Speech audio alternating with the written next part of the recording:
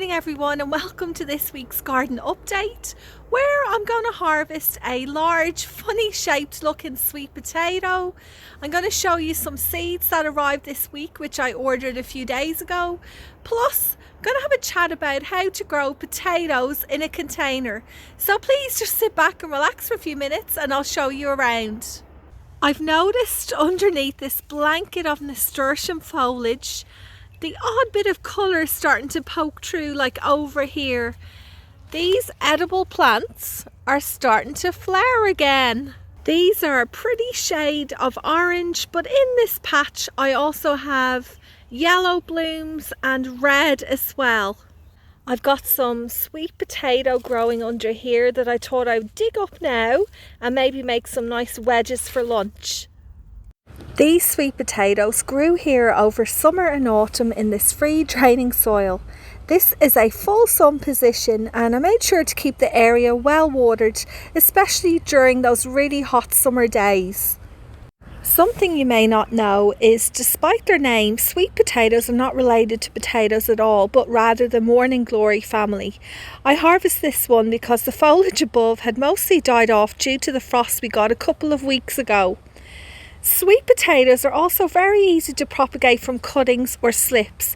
If I was more organised, I would have cut off a few pieces a few weeks ago and placed them into some water, allowing them to develop roots, where I could eventually, in springtime, put them in the ground and start the cycle all over again. I bought this packet of seed potatoes during the week. I haven't actually tried this variety before, so I thought I'd give them a shot. Get quite a lot here in this pack. Usually when it comes to potatoes, I grow them in containers, which is probably most likely what I'm going to do with this lot. I'm quite impressed with the amount of information on the back of this. Just taking a look at this Australian temperature zone guide. So I live in New South Wales. The area in New South Wales is a temperate zone. So according to this chart, the ideal time to plant these potatoes is in August. Now, having said that, I could put these into pots earlier than that. I just have to be really careful for any frost, because those fresh potato shoots that pop up are very sensitive and can be easily damaged by any cold snaps. What I'm going to show you now is a short video on how I grow potatoes in containers with great success.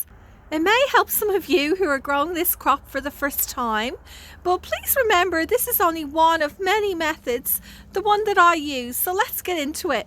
Today I'm growing these Kipfler potatoes in this 10-litre container. I'd recommend you buy certified seed potatoes. So each of your spuds has these eyes, and it's from there where new shoots will grow. You can chit them and cut them up beforehand, but I'm not today. So I grow them in a mix of this, which is compost, aged cow manure and sand, and some pelletized organic fertilizer for some extra nutrients. In the pot I add 3 inches of this mix and I plant them eye side up, about 5 inches apart. Then cover them with 4 inches of your mix and a layer of straw. After a few weeks, when your new shoots have grown about 5 inches, you're going to hill them up, covering them to the top of the foliage. Here's my watering tips, and in about 12 weeks you'll be harvesting potatoes.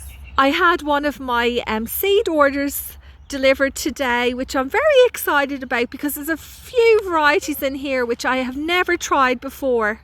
A top tip from me is, if you want to avoid disappointment with seeds being sold out, it's always a good idea to order them well in advance so that you have a nice wide selection to choose from. I find if I leave my seed ordering until early spring, a lot of varieties are already sold out. So it's always good to, get on to those websites, go and look in your garden centres and see what's available now. And you get to choose from a much bigger selection. And look at this one that I managed to get my hands on. It's a giant tree tomato. This picture makes me so excited because the thoughts of being able to grow a tomato tree like this is amazing. But to be honest with you, I don't think I'll be able to achieve this structure. You never know. I'm going to give them a go. They reach up to 6 meters in height. They're meant to have a nice large size tomato on it. I think it's more for a bit of fun. Now, I ordered these seeds off an Australian seed company. I discovered them, I think it was last year. They have a really nice selection. I also ordered a few different types of tomatoes which I have never tried before, and I want to show you this one. They're called Black Beauty. I've never actually tried one of these before, but they're meant to taste delicious. As a gardener, I absolutely love trying out new varieties, and this year I'm going to be trying to grow my own peanuts. These beans also caught my eye. I've never seen them before in real life. The description said that a lot of people just grow them for the ornamental value, which I can definitely see from this picture. They're so pretty looking, but they are edible too. So I want to give this African variety a place in my garden this spring, summer. This interesting Italian heirloom reminds me a lot of a tromboncino, but it's actually different to that. I may have seen these for sale before and got a bit confused about them. I thought I'd give this one a shot. It looks interesting. I've got no idea how it's going to grow here, but I am going to make room for it. So I've actually ordered lots more seeds from different companies. There's a big variety of Australian companies that you can order from. I'll put a list down below, and when I say order from, that's only if you do live in Australia. You're not allowed to export seeds or import seeds, but we're very lucky to have a nice selection available to us here.